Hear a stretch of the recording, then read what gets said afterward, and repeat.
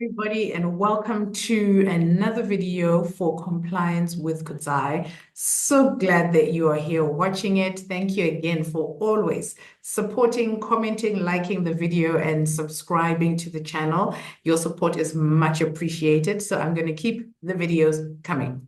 So what are we talking about today? Today we are talking about CRMPs. Why is it important to have a compliance risk management plan? And sometimes you might hear the phrase RMCP, which is Risk Management Compliance Plan. It's just same thing, essentially, different terminology, but we're talking about the same thing. And why is it important to have this? And before I jump into all of that good stuff that I'm going to share with you, and I'm going to share with you 5 reasons why it's important to have a great compliance risk management plan, not just a risk management plan. And sometimes I get the sense that people say, I need to have a CRMP in place. And the idea is to kind of get this thing done. And I've been asked for a template like 370 million times. I'm going to populate it, tick it as a, tick box exercise. We've got a CRMP, but it is such a much more valuable document than that. And I'm hoping that in the next few minutes, when I share with you why this document and exercise is important to do thoroughly, robustly, and with much thought and consideration, is because of the value that it can add in everything that you do thereafter. I mean, literally, your CRMP, your RMCP is your foundational exercise, document, piece of analysis that informs everything else that you're going to do in compliance. So let's get into the reasons why it's important.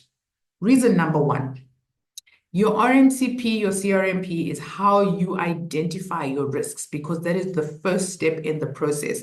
You really get to grips and identify all the regulatory requirements of your business and therefore the risks that apply to your business from a regulatory perspective. Without identifying it, how will you know what you're supposed to comply with? So the first step of risk identification in your CRMP is your risk identification process, and that is where your knowledge base starts. You've established that this is everything that as an organization within my industry, based on the business activities that we're doing, that we have to comply with. So your CRMP, first and foremost, is how you identify everything that applies to your business, document that out, and have clear line of sight into your regulatory obligations. Number 2 is that you then understand the impact of non-compliance. If we have to do these 10 things, it's never 10 things, but I'm using that as a number.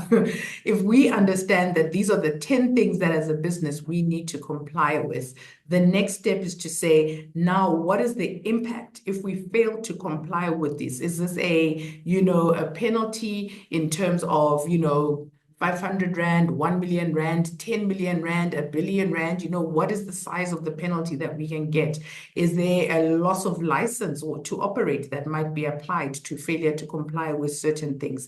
What is the reputational impact? Is this something where we can be told that we might have to stop executing a part of the business activities that we undertake as a business, and therefore it's got an impact on revenue and profitability? So you really need to understand the consequences of failing to comply with all those regulatory risks that you have identified. So again, it gives you that context and says, okay, this is what I need to do, and what does it mean for my business if I don't do it? It really helps you in terms of having the conversations with your business, motivating for what it is that you need to be doing as an organization to maintain compliance, because these are the various consequences. Okay. And then number 3 is that it facilitates your ability to implement robust and appropriate controls. So when you understand your risks, you understand the consequences, you then can say, so what do we need to be putting in place as a business to make sure that we are compliant with what we need to comply with? So it's about having your policies, your procedures, your internal controls and processes, your owners of those internal controls and processes, your quality assurance on that, checking them to make sure that they are robust, your adequacy and effectiveness reviews. It's about saying we need to put in place place things to support our ability to ensure that we're doing what we're supposed to be doing, reporting, all those type of things. So you can only put in place appropriate controls once you've identified your risks, you've analyzed and understood your risks, and know what the consequences are. Because obviously you don't want to beat an ant with a sledgehammer kind of approach where, you know, the risk is low, the impact of non-compliance is negligible, but then you're putting into place various like 60 million controls to manage like this level of risk. So that's why I use the term appropriate. So as you are designing your internal controls, that design is going to be informed by all the work that you've done so far in your compliance risk management plan. And then number 4, once you understand your high risk areas versus your medium to low risk areas, you're able to put in place appropriate monitoring and testing initiatives, because you want to focus your resources, because we all know in compliance departments, resources are finite. You know, you can't do 1 million tests in a year. You can only do so many. So your identification of your high risk, your medium risk, and your low risks helps you to prioritize your resources and say, what do we need to be focused on from a monitoring perspective? What do we need to be testing regularly to make sure that the controls are working effectively, because this is a high risk area for us? And what can we test maybe a little bit less because it's a low risk area? Instead of doing it quarterly for the high risk areas like we do for high risk areas, we'll be doing it annually because it's a low risk area. So all those types of decisions are informed by the work that you're doing as part of your CRMP execution. Okay. And then last but not least, the 5th reason you need to understand your to execute a good CRMP is that once you understand your risk profile overall, that this is our organization, this is our risk profile, our risk areas, our controls look like this. This is where we have control weaknesses. This is what monitoring and testing we need to do. You can then make informed decisions about investment, for example. Do we need software, you know, or is it something that manual processes are appropriate for? Do we need to have more resources in a business because we've identified that we've got lots of high risk areas, we need more compliance, we need more skills, we need more innovation, whatever the case is. It enables you to have those informed decisions.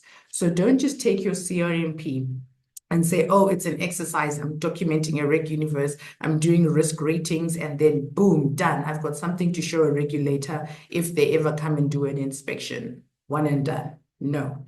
It is a very effective process that you can engage in to truly understand your regulatory requirements, to really identify and understand the consequences of non-compliance and be able to share and communicate that with your business effectively for buy-in and influencing their decision-making processes. You're able to then identify your high risks, your medium risks, your low risk, and prioritize and assign your resources appropriately. You're able to implement internal controls to manage your risk appropriately as well. No hitting the, you know, nails with a sledgehammer unnecessarily. You focus where your investment in controls where it needs to be focused. And then lastly, of course, it means that from an investment perspective, whether you're talking about technology and resources, once you have an understanding of your risk profile, you're much more well equipped to make best decisions. And last but not least, bonus one, number 6, is that as you advise your business, that whole CRMP process empowers you as the compliance officer to communicate knowledgeably and effectively about the risks of the business. You're not thumb sucking because you have done this deep dive into your risks, your controls, your regulatory requirements, processes, procedures. You're implementing the whole shebang, and you're able to say to the business, this is what your risk profile looks like. And when they want to engage into other areas, products, customer bases, and all of that, you have the foundational knowledge of your CRMP to understand what the potential impact of those changes and strategic directions are going to be. So your CRMP is a very foundational document. It is the crux, the meat and bones of the starting point of when you're saying you're doing your, you're a compliance officer for an organization. It'll inform your training plan as well as part of your internal controls, because you need to make sure that you're training appropriately in accordance with the risk profile. So it's a risk-based training approach. So your CRMP empowers you immensely to be able to do your job. So don't ever just approach it as a one and done, tick box exercise and put it away. It can be something that you work with as part of your BAU advisory services as well. So that brings us to the end of this video. I am sure and confident that you have grasped all the concepts of CRMP, RMCP, like I said, whatever acronym you choose to apply. But it's all about saying, I need to understand the risk that my business is exposed to. And the CRMP process of executing your CRMP is going to help you to do that effectively. Okay. Oh, and the CRMP is a document that is owned and belongs to and executed by compliance. You may share it with your risk partners for them to have line of sight into your risk assessment and all of that, but you are the owner of a CRMP, not anybody else. That's my story and I'm sticking to it.